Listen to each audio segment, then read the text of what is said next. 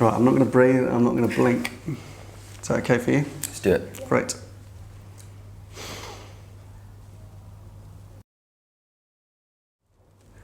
Coming up, Publicis Media record their first big media win of the year. Some highlights from the FT Media and Digital Conference. And finally, an interesting perspective from one of the UK's leading independent media agencies.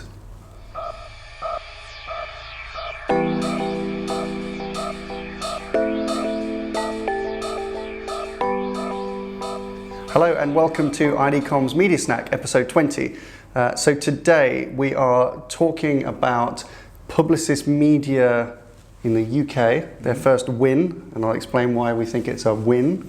Earlier this week you attended the FT Digital and Media Conference and you've pulled out some key highlights from that session. I did. Mr. Sorrell was there, Sir Martin Sorrell was there. And finally we've got an interesting perspective from the trade press written by one of the founders of a leading media independent agency in the UK, referencing a continuing reference of trust and transparency in media. All coming up on IDCom's Media Snack in just the time it takes to eat a sandwich. So, first up today, Publicis Media, that we've spent months talking about, and we announced a few weeks back that they had revealed their new structure, and we were wondering when they might notch up their first win for media on the board, on the basis that might be a validation of their new structure and their new positioning. Well, it's happened. That's right. Quickly. So, I mean, not only were we wondering it, we were hoping for them to get an early win, right? And it happened this week. So they have been awarded the £95 million Asda account. Yep.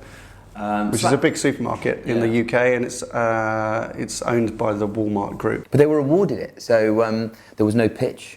Asda appointed a new marketing director, a new CMO, a guy called Andy Murray from Walmart. Not the tennis player. Not the tennis player, no. And he'd obviously had a pretty strong relationship with Publicis Media through his time working with Walmart. Right. And decided to change his agencies, both creatively and media. The whole process apparently took a couple of weeks. Yeah. When there was no pitch? There was no pitch from what we can get. Can we call this a win? Of course we can give them a win, absolutely. Okay. They've been awarded it on some merit. On some merit. Yep. Okay. But I mean, you know, the incumbent, so VCCP was the creative incumbent, and Carat had, I think, a two-decade-long relationship with Asda. So it's quite a blow to them. But it's been awarded to Saatchi & Saatchi creatively, and from a media perspective, it's gone within Publicis Media. There are conflicting reports. We've read some places that Optimedia 449 have secured the responsibility, and others it's Zenith. Either way, Publicis Media have just got their first big win, so many congratulations. So next up, the FT Digital and Media Conference. You attended it earlier this week. Yes. And you had front row seats by all accounts. I did, for the Sir Martin Sorrell fireside chat. I did. Anything interesting that Sir Martin shared with? He's not really very quotable, frankly. I didn't write down much. No, it was very good. So it was a two-day conference in London, the FT Digital Media Conference. The premise of which is focused on media as more from a content and vendor perspective. So some of the big names that were there were representing some of the big, more traditional media, whether that be, the Guardian Group, Channel 4. These are quite UK specific, BBC, and then a lot of new content players. I mean, YouTube, Refinery 29, were there. Lots of other content and kind of new startup media vendors. But I mean, perhaps the most interesting thing from our perspective was that Sir Martin Sorrell, CEO of WPP, did a short fireside chat, but he managed to pack a lot into it. So I was sat on the front row and scribbling furiously. But I think there were three big takeouts. The major thing was he talked about how their agencies were differentiating. So in this slightly more conservative outlook, how could they still win as an agency group? And he talked about 5 different things, which I'm going to tell you about, actually, because I can't remember them, and I wrote them all down. So this is the way that he says that the agency companies are going to differentiate themselves within as WPP versus their competitors. And he listed 5 things. Talent, which is a thing we were talking about actually last week. Was one of the questions we did on Q&A. So their talent. Pricing, which you'd expect from a media perspective. Obviously they compete on pricing. The third thing was technology. So he referenced obviously a lot of the tech businesses, particularly the related to media buying, Xaxis, AppNexus, and many others. Data was the fourth thing.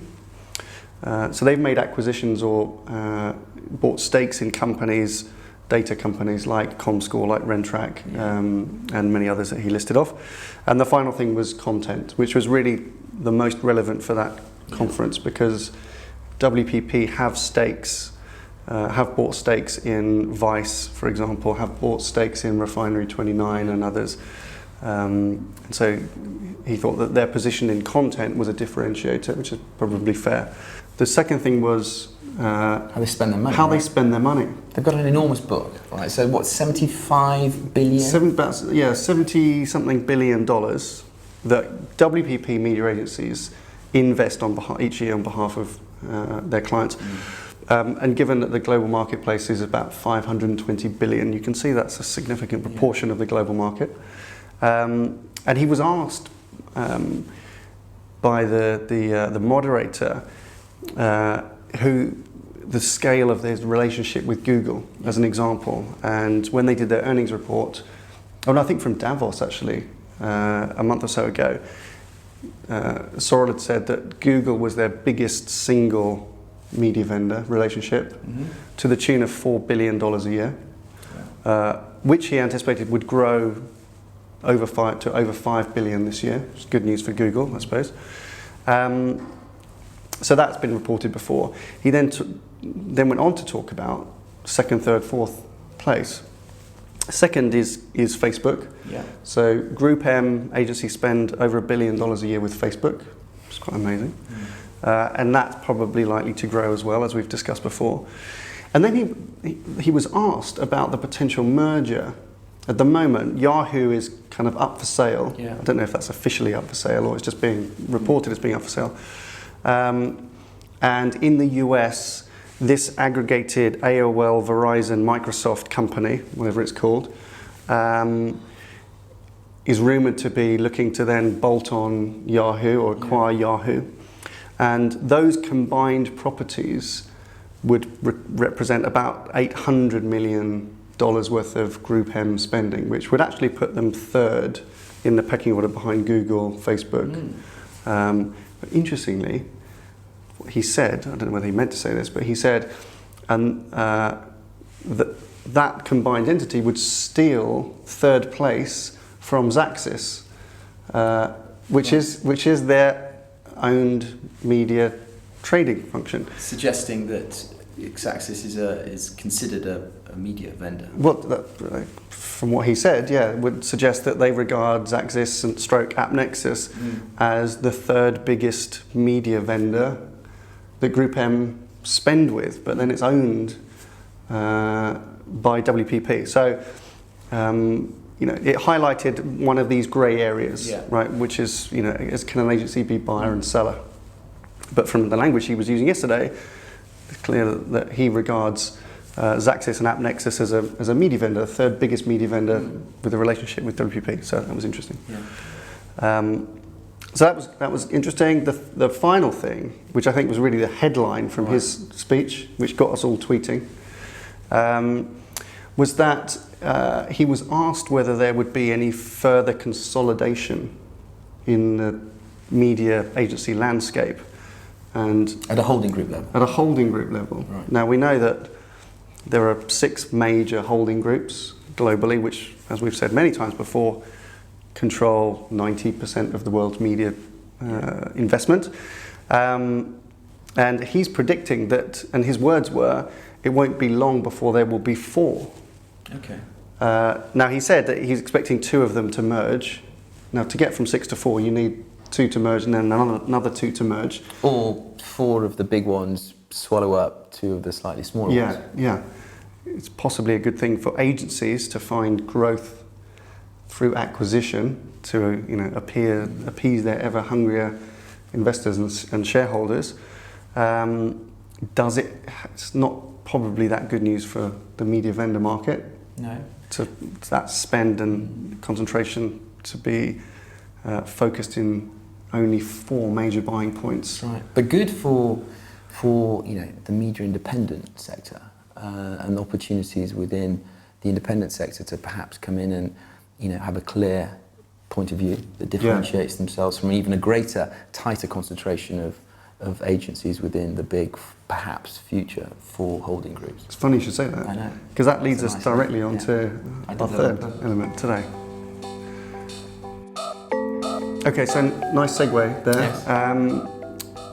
A really good article appeared in the UK trade press, written by Jenny Bingham, who is the founder of an independent media agency in the UK called the 7 Stars.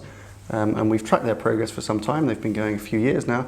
But they are now the largest independent in the UK. And according to Media Week, the best, right? They won Media Agency of the Year this year. Yeah.